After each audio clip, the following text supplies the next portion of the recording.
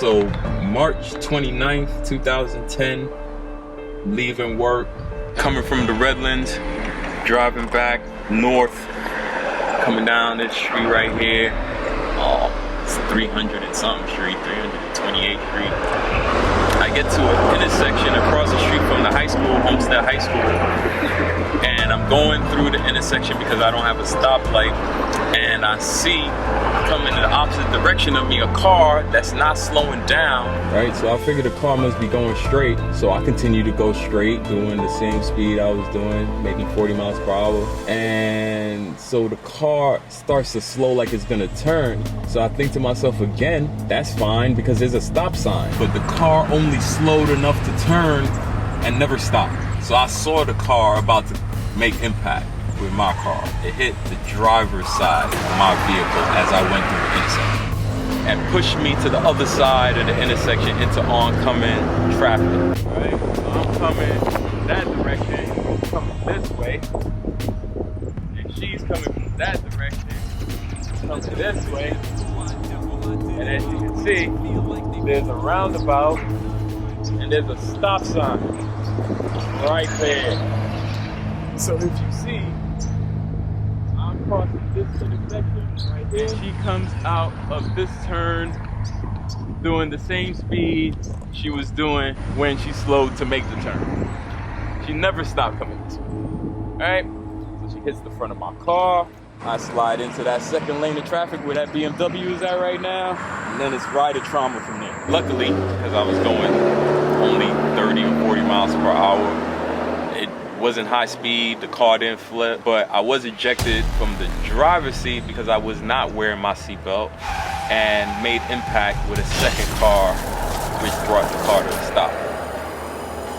So the next thing I remember was the same song that was playing on the radio when I got hit was playing when I woke up.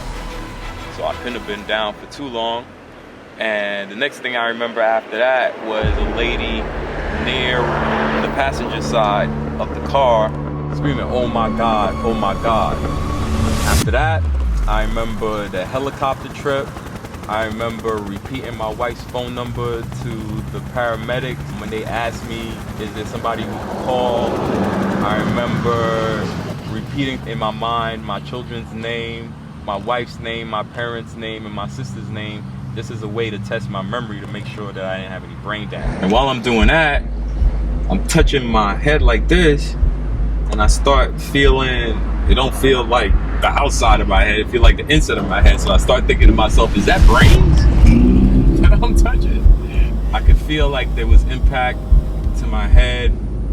I couldn't see out my left eye because there was blood in my eye. And the next thing I remember after the helicopter and giving that information to the paramedics was being in rider trauma.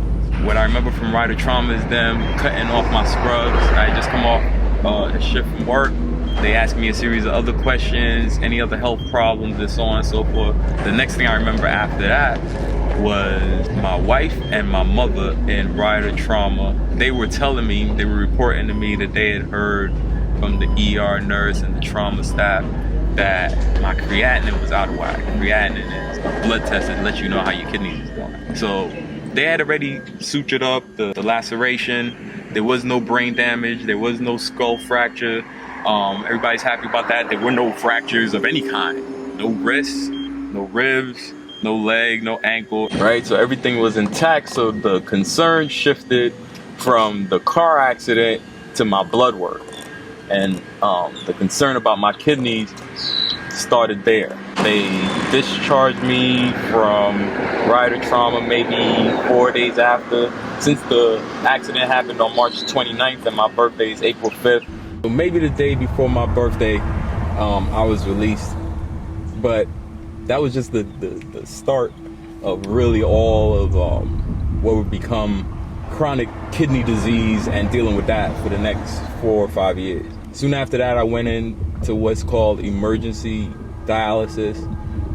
That was maybe 3 months after the accident. I started on dialysis, hemodialysis. They put a permacath here, it's the right chest. So I was doing hemodialysis near University of Miami Hospital across from Jackson Hospital for about a month. They tried a couple different techniques, and I decided to switch from hemodialysis to peritoneal dialysis, which is a different modality of trying to clean the blood. That went on for 2 or 3 years. That modality failed miserably, so I returned to hemodialysis in 2015.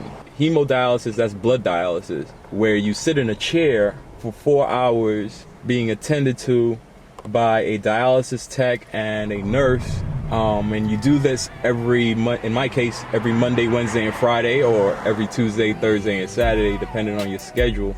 And that became a big part of my life after I came off of peritoneal dialysis. I thank Allah for peritoneal dialysis and that experience, not because it helped heal me, but because it gave me the opportunity, the time to experience homeschooling my children.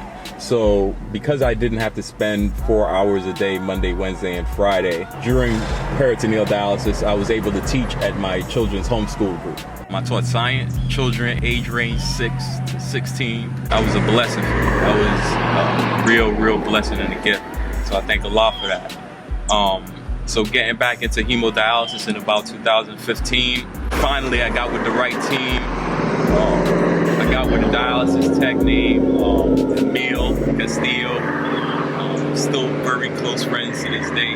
And so in 2016, on June 17th, I got a phone call while I was in dialysis, letting me know that I had been placed on the kidney transplant list, and I in fact had a donor that was viable. And so Emil wraps me up. We cut dialysis short because why do dialysis again if you're about to get another kidney, right? He sends me home. I pack my stuff up. You gotta get packed for about a 2-day stay in the hospital, 2 or 3 day stay in the hospital for transplant. June 17th, we get to the hospital about 4 or 5 p.m. Transplant occurs overnight according to my family and children. And the next day I woke up a brand new man, a new lease on life. You know what I mean? A second chance to live.